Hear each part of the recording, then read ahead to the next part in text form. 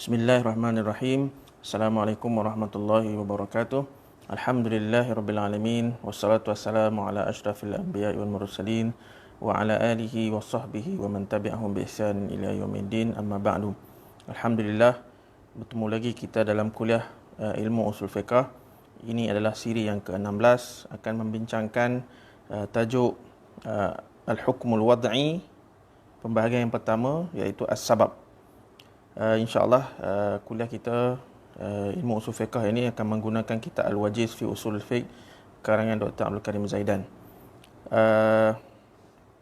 Para penonton yang dihormati sekalian, alhamdulillah kita telah pun selesai dalam membincangkan tentang pembahagian hukum taklifi. Ada yang kata 5, ada yang kata 7, seperti mana yang telah kita lalui sebelum ni, dan kita masuk pembahagian kepada hukum syarak yang kedua, iaitu dinamakan hukum wad'i ataupun al-hukmul wad'i. Jadi secara ringkasnya, hukum syarak mengikut ilmu usul fiqh terbahagi kepada dua. Yang pertama dinamakan al-hukmut taklifi.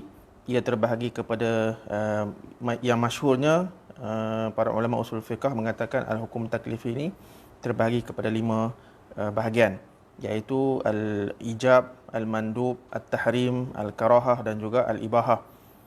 Dan ada juga yang menambah 2 lagi pembahagian, iaitu al-azimah wa rukhsah. Itu kata mereka termasuk di bawah perbahasan hukum taklifi. Manakala pembahagian kedua bagi hukum syarak dari kacamata usul fiqh dinamakan al-hukmul wad'i. Dan al-hukmul wad'i ini juga terbahagi kepada 5 bahagian, iaitu as-sabab, asy-syartu, al-mani', as-sihhatu dan juga al-butlan.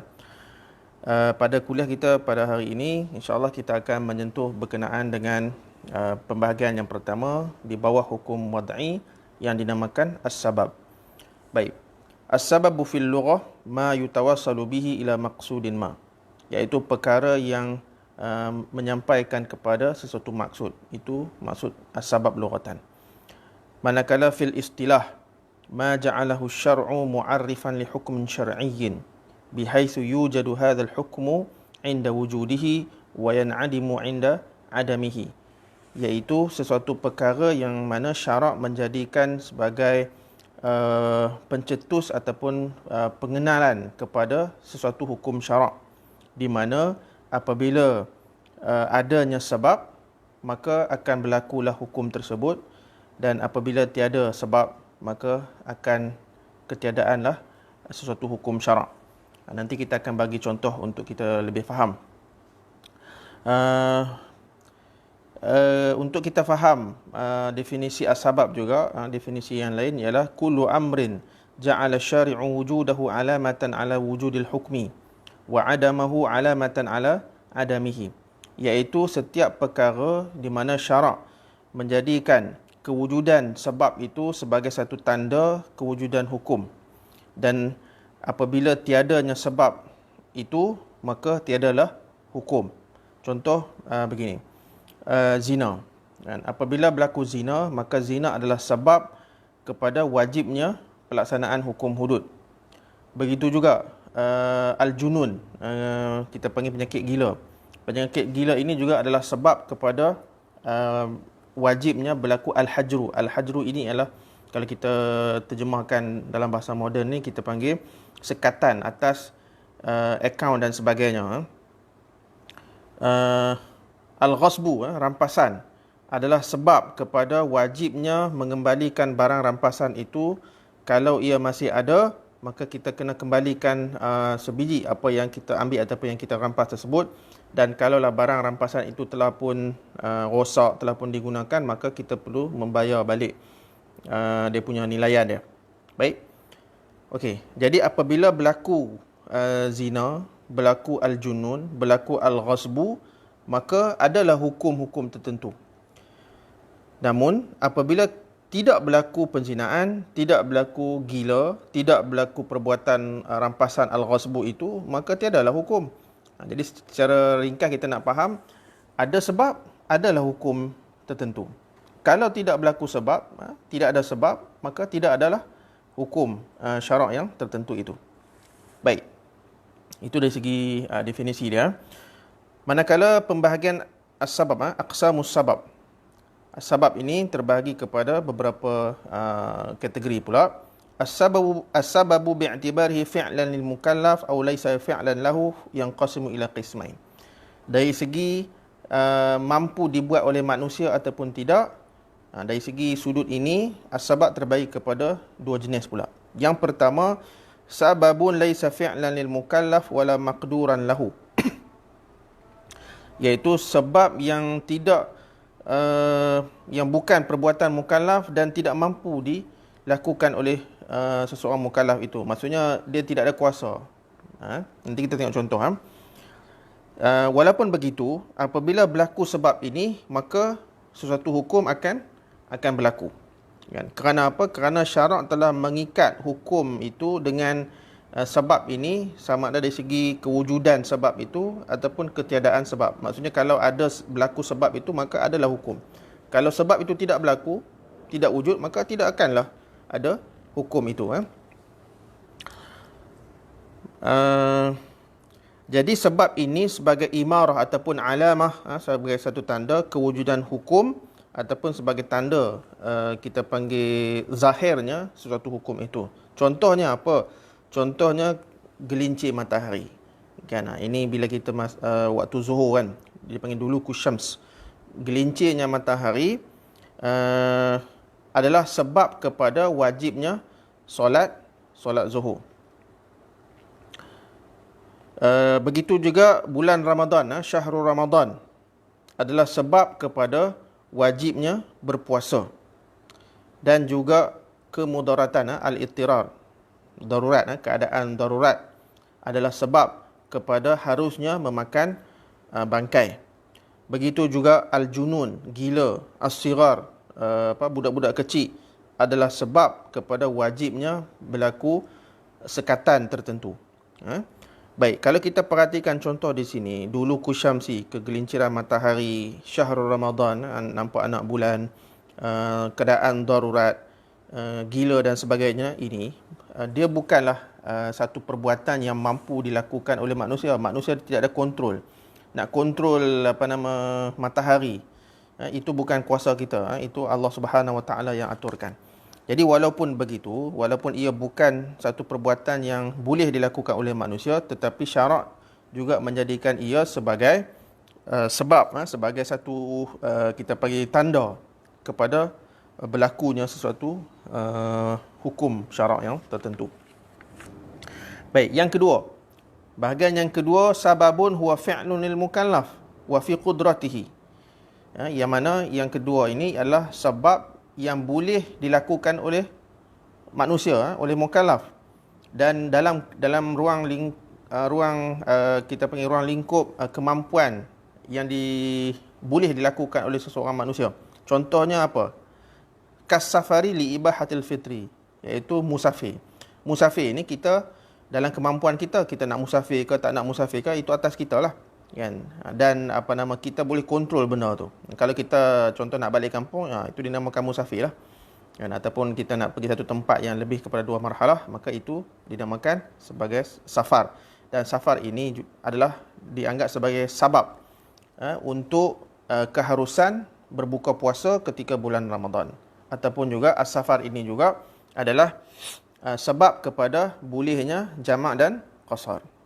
Contoh lain, al-qatlul amdul udwan, bunuh sengaja ini adalah sebab kepada wajibnya berlaku qisas.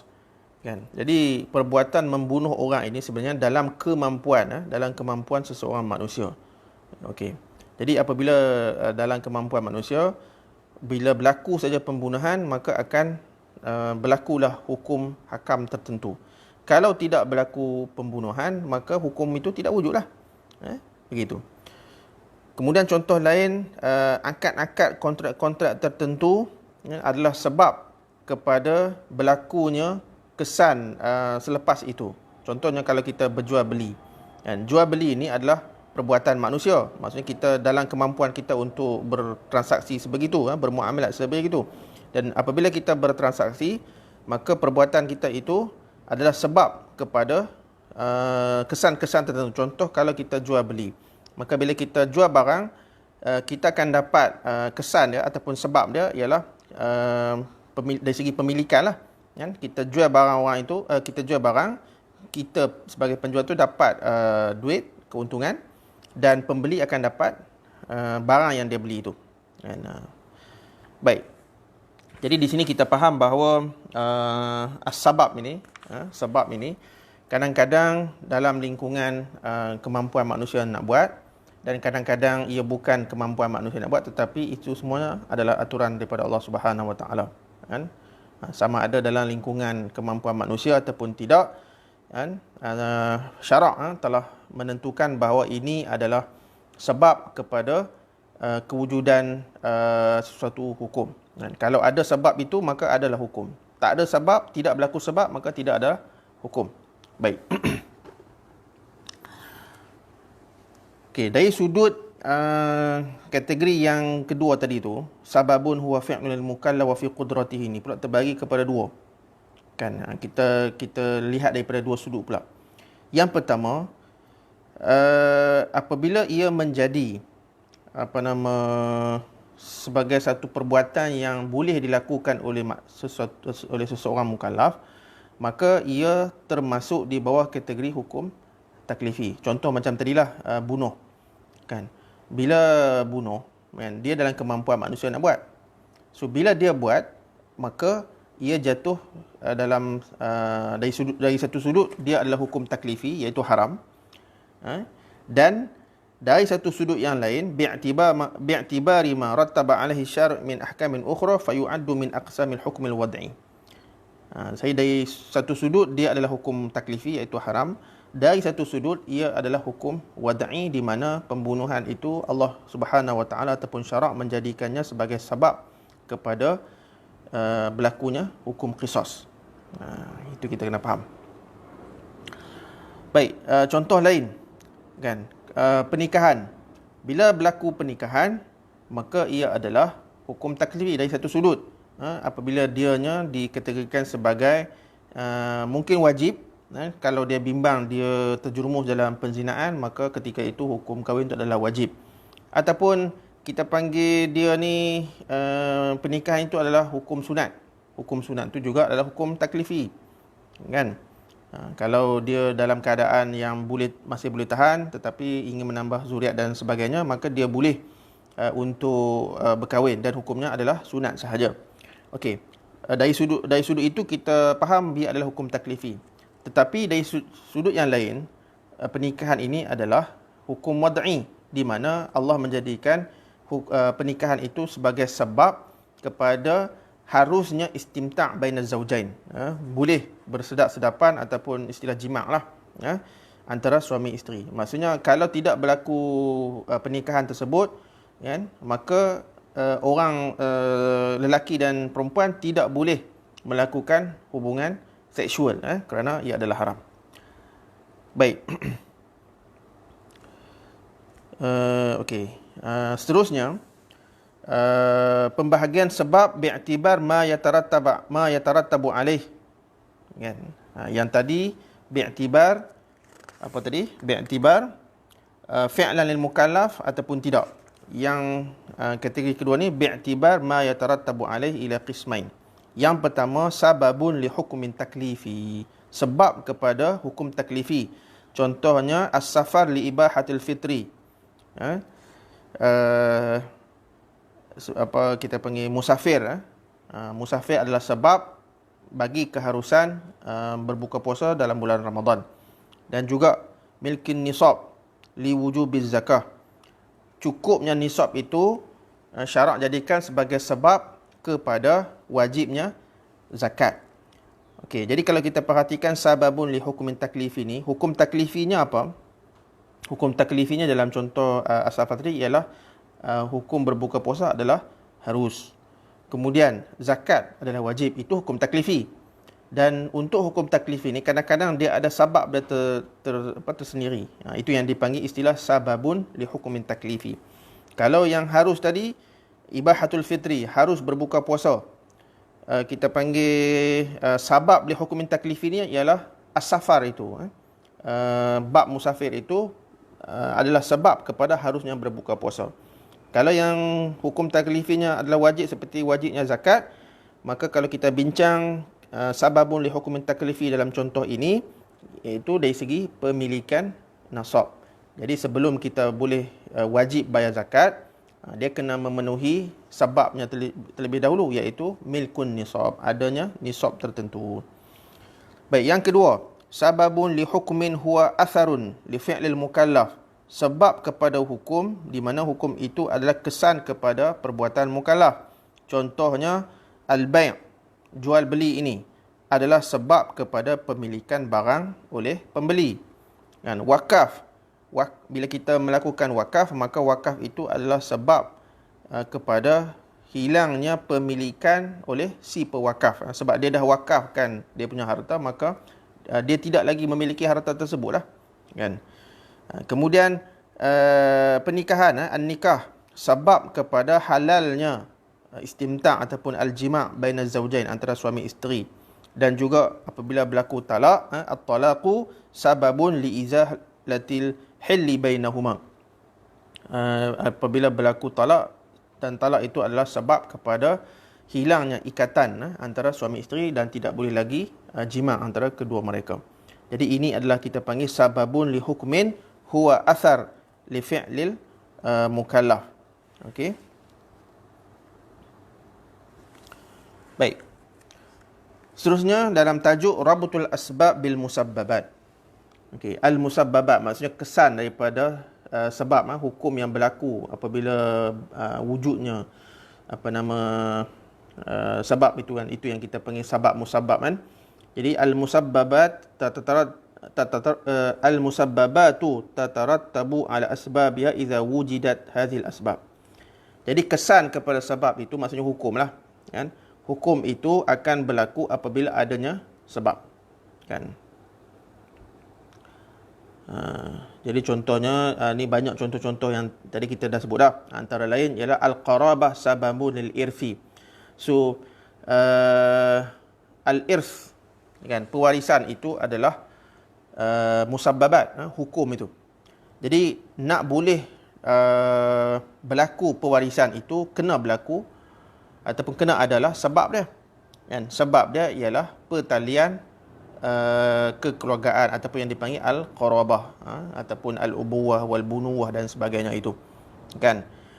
Dan juga syarat untuk pelaksanaan pewarisan ini mestilah mautul muwaris, matinya pewaris tu.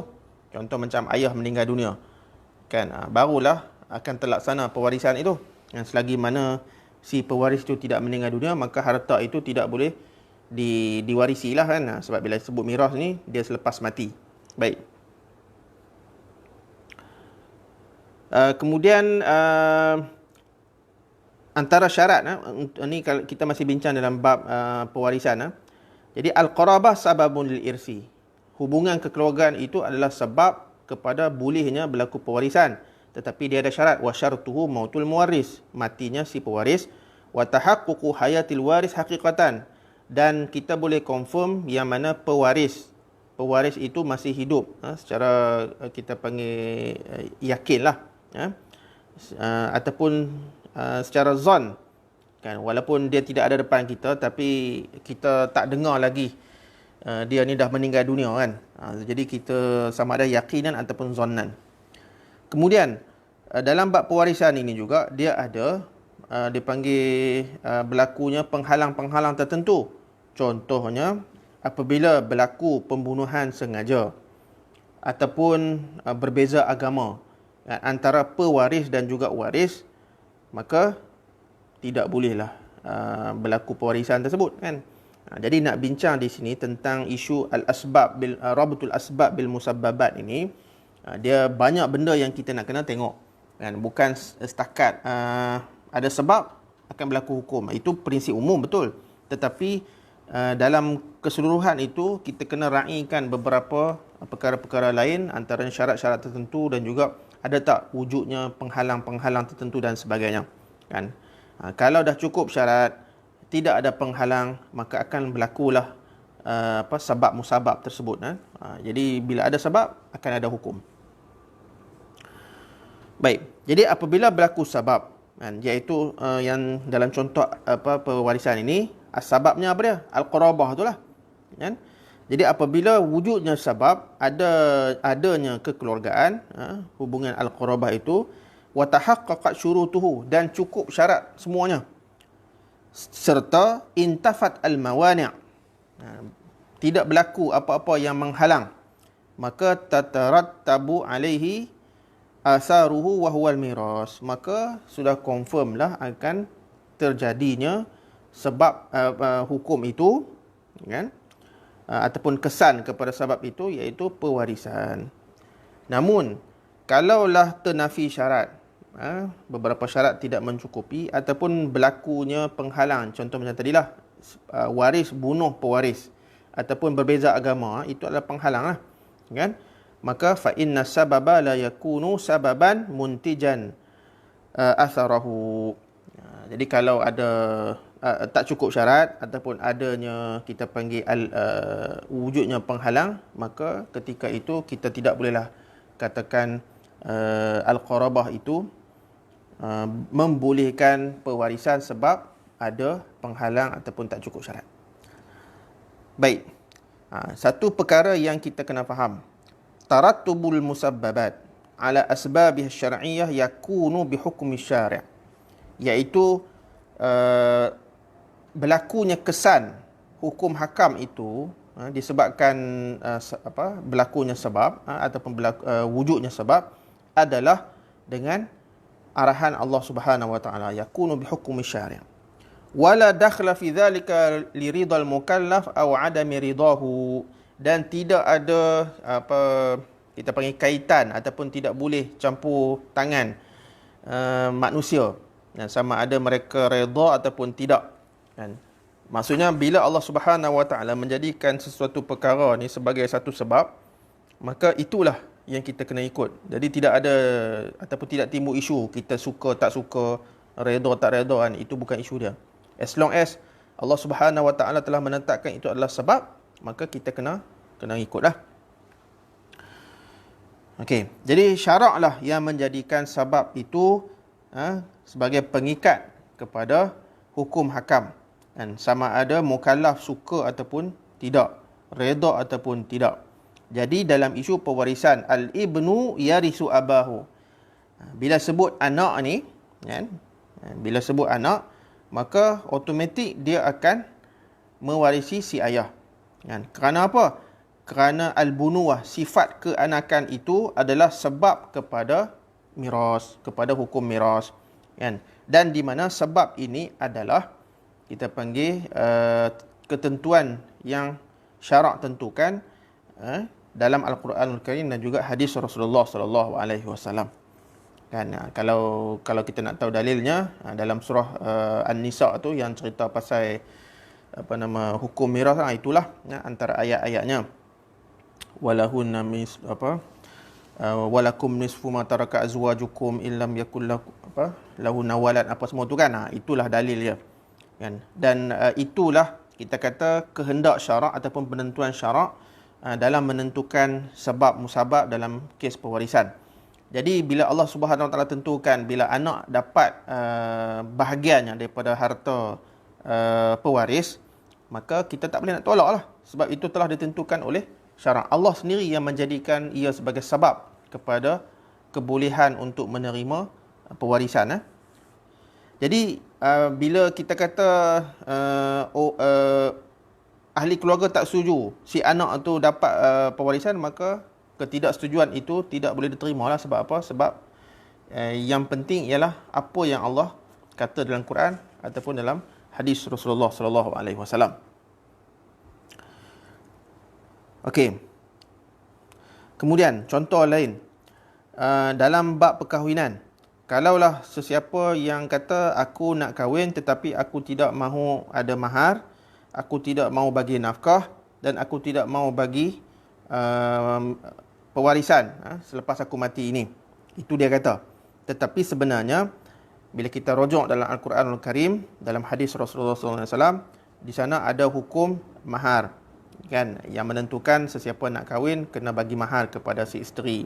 Kemudian ada ayat Quran ataupun hadis yang menentukan wajibnya bagi nafkah kepada si isteri, kepada anak dan sebagainya. Kan?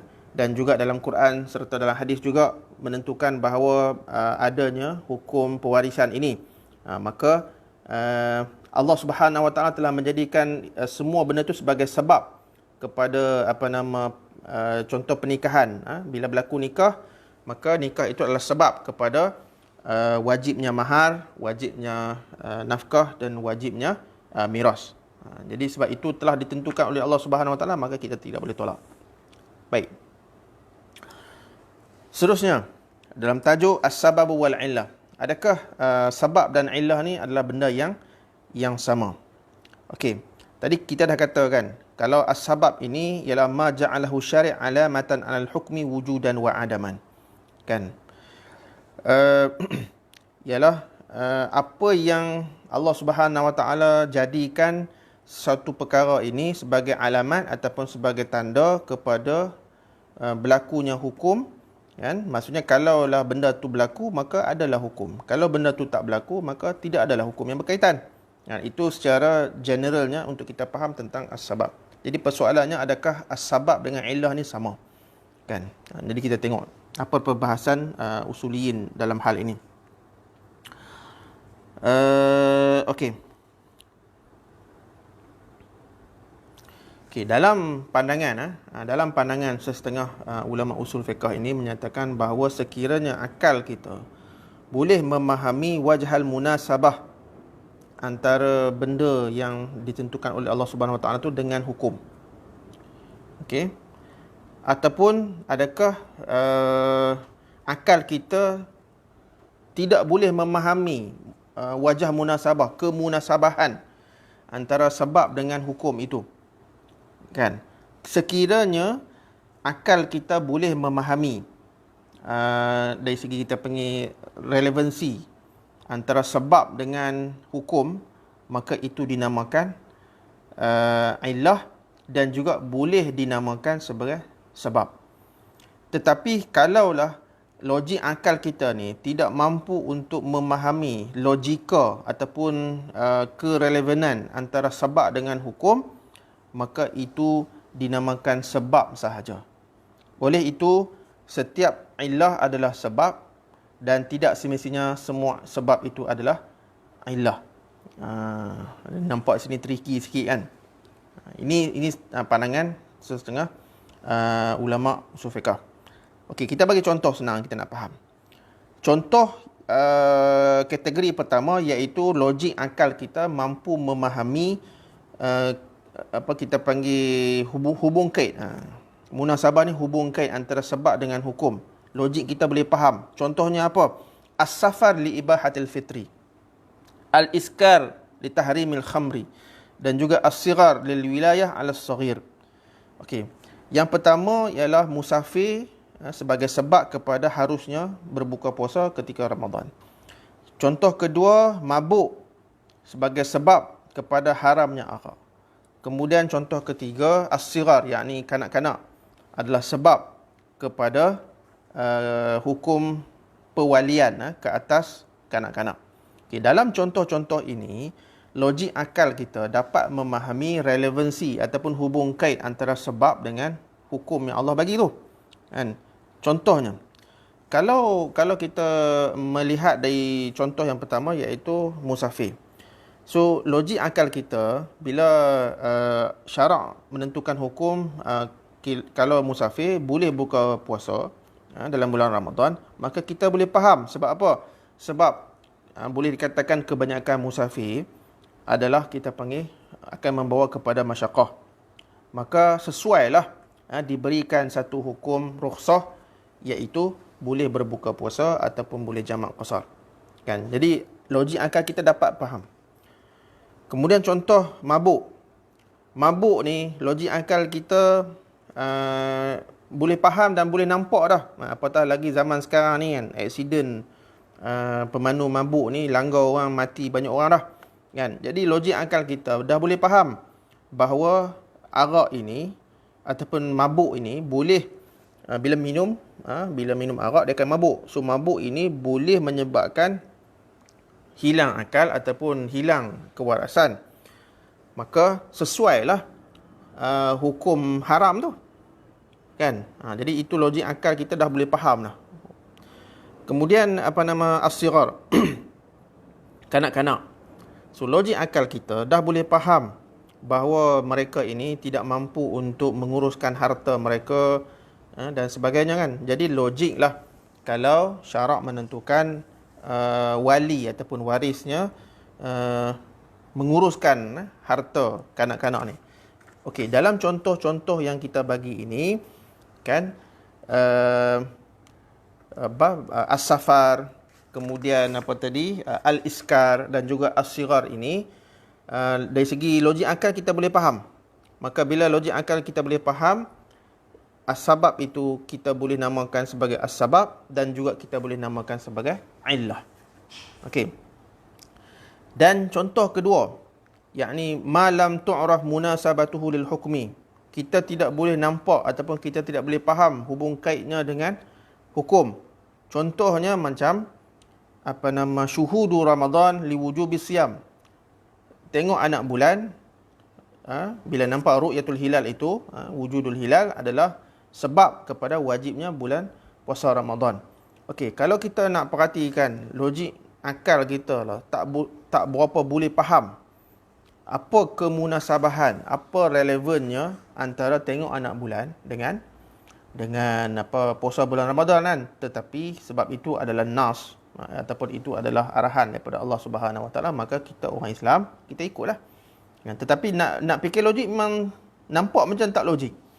Okey, jadi benda yang nampak tak logik kita tidak namakan illah, tetapi kita namakan sebagai as-sabab.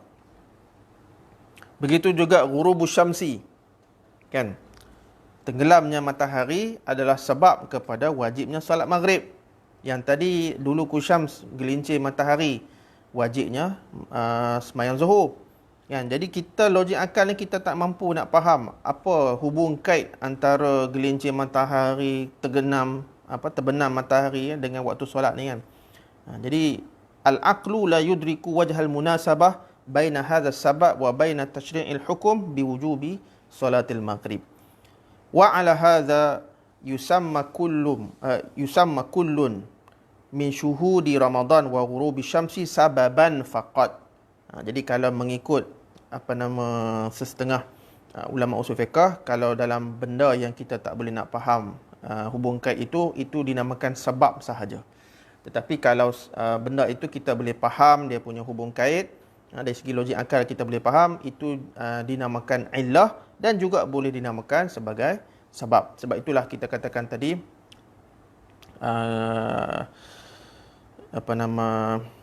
illah. Setiap illah boleh dinamakan sebab, tetapi tidak semestinya semua sebab boleh dinamakan illah.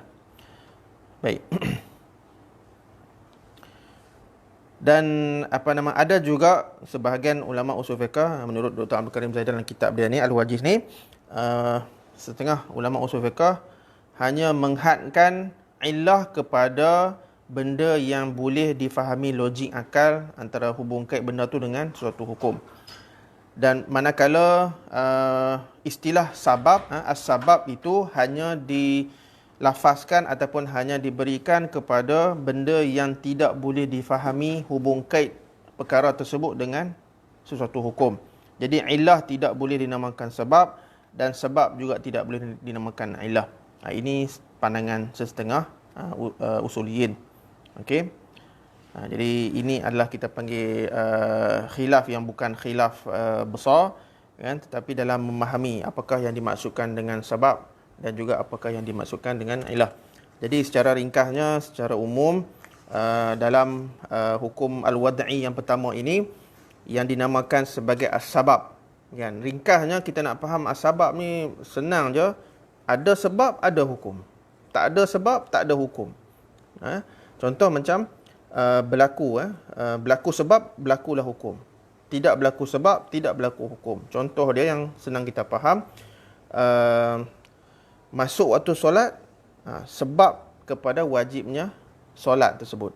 Contoh macam tadi lah, gelincir matahari, berlakunya gelincir matahari, maka ia adalah sebab kepada wajibnya solat zuhur. Tenggelam matahari, itu adalah sebab kepada wajibnya solat maghrib. Tidak berlaku tenggelam matahari, maksudnya matahari belum tenggelam, maka tidak masuklah waktu maghrib lagi. Itu yang kita boleh ataupun senang faham. Baik. Dalam ni ada tanya, adakah kita panggil kuliah kita pada hari ini ditukar kepada hari Sabtu setiap minggu ke ataupun untuk minggu ni sahaja, kan? Untuk makluman, kuliah kita ni kebiasaan saya akan buat sama ada hari Selasa ataupun hari Rabu waktu malam. Tetapi memandangkan minggu ni saya tidak sempat nak buat hari Selasa ataupun Rabu tu, jadi kesempatan yang saya ada hari ini, kan? Jadi sebab itulah kita panggil untuk minggu ni memang saya buat petang Sabtu ni, tapi insya-Allah pada minggu-minggu yang akan datang kita akan stick pada hari Selasa ataupun hari Rabu. Dan tetapi jangan bimbang kalau tiba-tiba hari Selasa, Rabu ataupun hari Sabtu tidak muncul kuliah kita secara live ni, kan? Tunggu sahaja bila masa saya buat kuliah FB live ni untuk usul fiqh ni. Sebab apa? Bila kita buat FB live ni, bila-bila pun kita boleh tonton kembali, kan, bila kita masa lapang, kan? Sebab saya tidak boleh nak bagi komitmen yang tetap untuk hanya setiap hari Selasa saja, kan? Sebab kadang-kadang berlaku perkara-perkara yang tidak boleh nak elak. Jadi kita buat setakat mana yang kita sempat, insya-Allah, kan? Jadi insya-Allah setakat itu sajalah kuliah kita pada hari ini, dan insya-Allah kita sambung lagi pembahagian yang seterusnya dalam hukum wadai, iaitu asyartu pula. Insya-Allah kita jumpa lagi. Apa yang baik itu datangnya daripada Allah Subhanahu wa taala, apa yang kurang datangnya daripada diri saya. Aqulu qawli hadza wa astaghfirullah azim li wa lakum. Wassalamu alaikum warahmatullahi wabarakatuh.